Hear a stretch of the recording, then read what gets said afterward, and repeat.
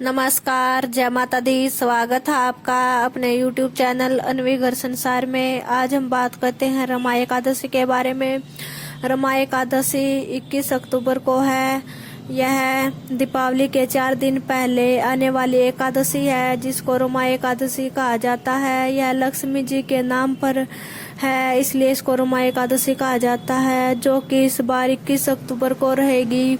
यह कार्तिक महीने के कृष्ण पक्ष की एकादशी होती है। इस दिन सूर्योदय से पहले उठकर तीर्थ स्नान करने के बाद भगवान विष्णु की पूजा और व्रत किया जाता है। पुराण में कहा गया है कि इस व्रत को करने से सौभाग्य और समृद्धि बढ़ती है, जाने अनजाने में हुए पाप भी खत्म हो जाते हैं। रमा एकादशी का व्रत और पूजा विधि इस प्रकार से है। सुबह जल्दी उठकर तीर्थ स्नान करें। ऐसा न कर पाए तो घर पर ही पानी में गंगा जल मिलाकर नहाए। उसके बाद उगते हुए सूर्य को अर्घ दे। फिर एकादशी पर भगवान विष्णु की पूजा और व्रत करने का संकल्प ले। फिर भगवान विष्णु और लक्ष्मी जी का अभिषेक और पूजा करे या किसी ब्राह्मण से करवाए। गीत पाठ भी करवा सकते हैं। भगवान को केले या किसी और मौसम फल का भोग लगाएं और प्रसाद बांटे। इसके बाद ब्राह्मण भोजन करवाए और जरूरतमंद लोगों को दान दे। रमा एकादशी का महत्व। पुराणों के अनुसार रमा एकादशी व्रत कामधेनु और चिंतामणि के समान फल देती है। ये व्रत करने से समृद्धि और संपन्नता बढ़ती है। इस व्रत को करने से लक्ष्मी जी प्रसन्न होती है।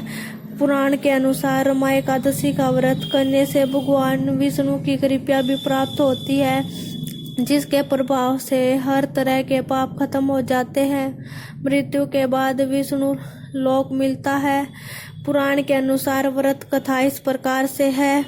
मुचुकुंद नाम का धार्मिक और सत्य बोलने वाला राजा था। उसकी दोस्ती इंद्र, यम, वरुण, कुबेर और विभीषण से थी।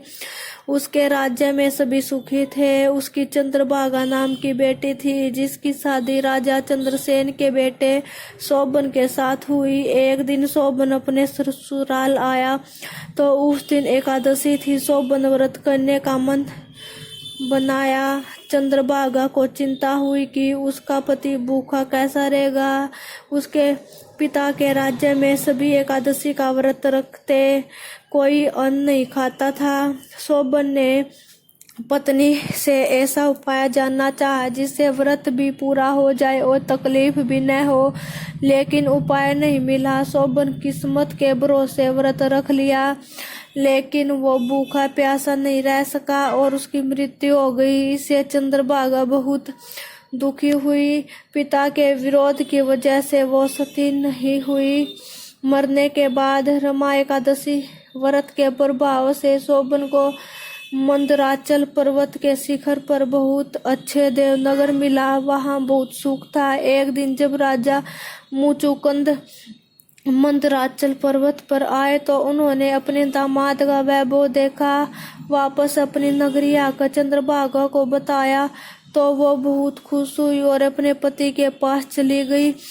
अपनी भक्ति और रमा एकादशी के प्रभाव के शोभन के साथ सुखपूर्वक रहने लगे। धन्यवाद। अगर आपको हमारी यह जानकारी पसंद आई है तो कृपया चैनल को लाइक, शेयर और सब्सक्राइब कीजिए। बेल आइकन को प्रेस कीजिए ताकि आने वाली वीडियो का नोटिफिकेशन आपको टाइम से मिलता रहे।